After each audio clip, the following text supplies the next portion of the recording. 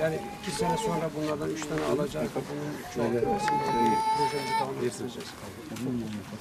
Şu anda Etiyopya'nın Urumye bölgesindeyiz.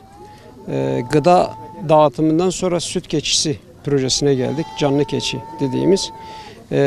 Bu projeyi burada yapmamızın sebebi burada geçtiğimiz aylarda daha doğrusu uzun süreli bir kuraklık olmuş. Hayvan azalmış. Bu sebepten dolayı buna ihtiyaç var. Aileler birkaç keçi ellerinde olursa onunla geçimlerini sağlarlar. İşte sütündendir, yavrusundandır faydalanırlar. Biz buradaki yerel bir dernekle bir anlaşma yapmışız. Her aile 3 tane dişi keçi veriyoruz. Bu aileler bu dişi keçileri alıp besliyorlar, artırıyorlar. 2-3 sene sonra kendilerinden 3 tane keçi alıp yoksul başka bir aileye vereceğiz. Bu şekilde projenin devamlılığını sağlıyoruz. Şu anda burada bulunan 150 tane keçimiz var. 50 tane aileye 3'er tane dişi keçi sadece veriyoruz.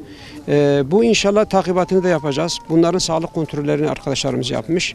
Düzenli olarak her sene keçilerin durumuyla ilgili bölgedeki, yereldeki arkadaşlarımız takibatını yapıp bilgilerini alacaklar ve bizi de inşallah bilgilendirecekler.